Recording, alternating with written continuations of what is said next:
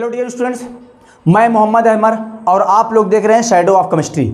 हम लोग आज पढ़ेंगे wave mechanical model of atom. Class 11th का सेकंड चैप्टर बहुत ही इंपॉर्टेंट टॉपिक है और उसका नाम है डुअल नेचर ऑफ मैटर। यानी मैटर का डुअल नेचर होता है या डबल बिहेवियर शो करता है। और डुअल नेचर में जो पहला नेचर आएगा वो होता है पार्टिकल नेचर और दूसरा होता है वेव नेचर। यानी जितने भी पार्टिकल होते हैं, जितने भी मैटर होती हैं, सबके पास कैसा नेचर होगा? डुअल नेचर होगा।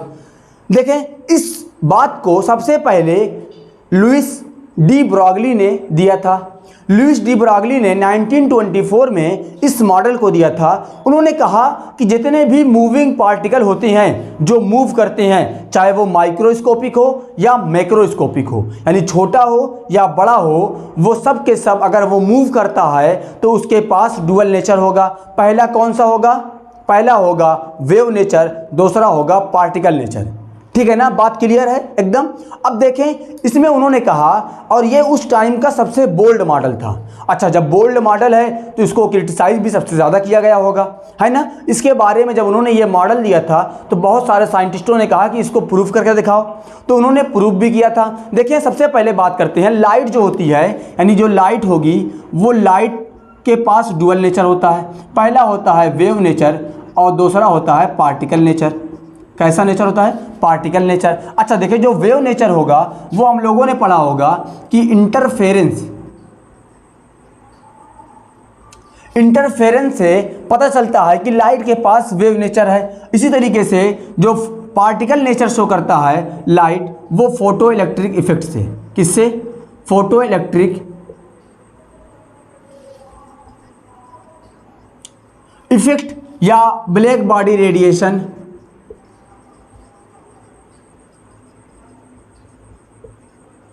ब्लैक बॉडी रेडिएशन यानी कि लाइट को प्रूफ कर चुके थे हम लोग कि उसके पास वेव नेचर होता है, ये इंटरफेरेंस से पता चला। और उसके बाद ये पार्टिकल नेचर जो था वो फोटो इलेक्ट्रिक इफेक्ट या ब्लैक बॉडी रेडिएशन से पता चल चुका था। ये हमको मालूम था कि लाइट के पास डुअल नेचर होता है, लेकिन every matter show dual nature, ये बात बहुत ही बोल्ड थी और इसको दिया था डी ब्रॉगली ने। तो देखें, लुइस डी ब्रॉगली ने यानी एल डी ब्रॉगली ने 1924 में इसको दिया था। किसको? इस मॉडल को दिया था। ठीक है ना। इस मॉडल में उन्होंने कहा कि एवरी, देखिए एक ही लाइन कही थी, every moving particle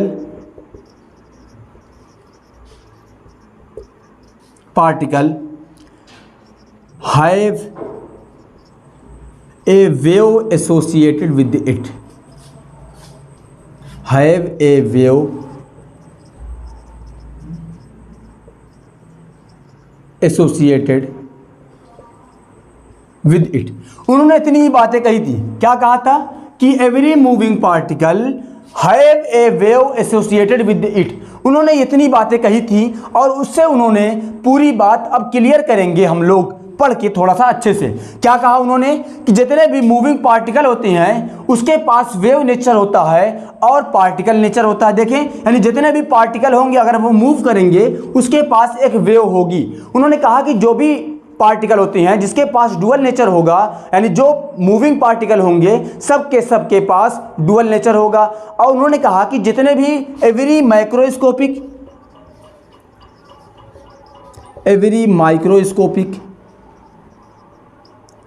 and macroscopic particle have dual nature. ठीक है। अब डुअल नेचर में हम भी आ सकते हैं, जो मैक्रोस्कोपिक में ये मार्कर आ सकता है। जो भी चीज़ें मूव कर रही हैं, अगर हम मूव कर रहे हैं तो हमारे पास भी वेव नेचर है, पार्टिकल नेचर भी है। तो इस बात को सबसे ज़्यादा आया कि कैसे इसको हम लोग इसको प्रूफ करेंगे, क्योंकि इसको क्रिटिसाइज किया जा रहा था। तो पूछा गया कि इसको प्रूफ करके दिखाओ, तो लुइस डी ब्रॉगली ने इसको प्रूफ भी किया था। तो कैसे प्रूफ किया था अभी हम लोग उसका देख लेते हैं, कैसे इसको प्रूफ किया गया था। ठीक है, चले देखें उन्होंने क्या किया। अकॉर्डिंग टू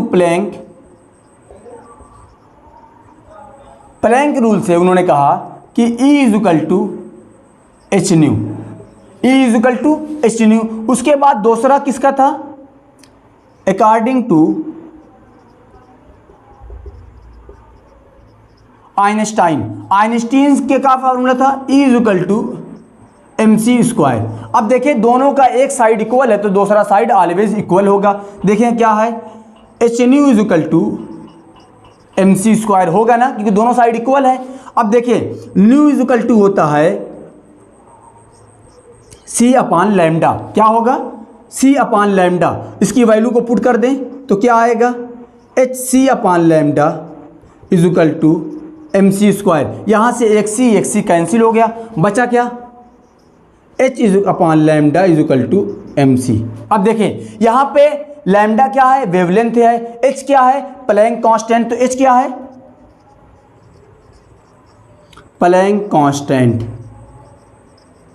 उसके बाद लैम्डा क्या है, वेवलेंथ। m क्या है, मास, जो भी मूविंग पार्टिकल उसका मास। और c क्या है, स्पीड ऑफ लाइट, है ना, यानी c क्या है, स्पीड ऑफ लाइट। अब देखें अगर मैं यहाँ पे इसको थोड़ा सा चेंज कर दूं, देखें आता क्या है हमारा। देखें इसमें यहीं पे देख लें इसको, देखिए अब mc है यानी c क्या है, स्पीड है। मैं इसको v भी कर सकता हूँ, तो क्या होगा, h/λ = mv हो गया। और mv = क्या होता है, p। क्या होता है, p, जिसको हम लोग क्या बोलते हैं, मोमेंटम बोलते हैं। तो h/p = लैम्डा हो गया, h/p = लैम्डा। इसको हम लोग कर लें, यही फार्मूला था। लेकिन यहाँ से जो लैम्डा है ये हमको शो करता है वेव नेचर। क्या शो करता है, वेव नेचर। और क्या p क्या है, ये पार्टिकल नेचर शो करता है, क्योंकि जो मोमेंटम होता है वो हमेशा पार्टिकल को ही मोमेंटम हम लोग कैलकुलेट करते हैं। अब देखिए यहाँ से पता चलेगा कैसे हम लोग का वेव नेचर हम लोग को दिखता नहीं है, यानी हमारा वेव नेचर क्या हमको दिखता है, नहीं दिखता है ना। देखिए क्योंकि जो लैम्डा होता है वो इन्वर्सली प्रोपोर्शनल है मोमेंटम के, और मोमेंटम का फार्मूला क्या है, या अगर मैं ऐसे करूं तो लैम्डा इन्वर्सली प्रोपोर्शनल टू है m के, है ना, क्योंकि mv होता है। तो मैं यहाँ पे m कर दूं सिर्फ, तो क्या है, इन्वर्सली प्रोपोर्शनल टू m है, यानी जिसका मास ज़्यादा होगा उसके जो वेवलेंथ होगी कम होगी।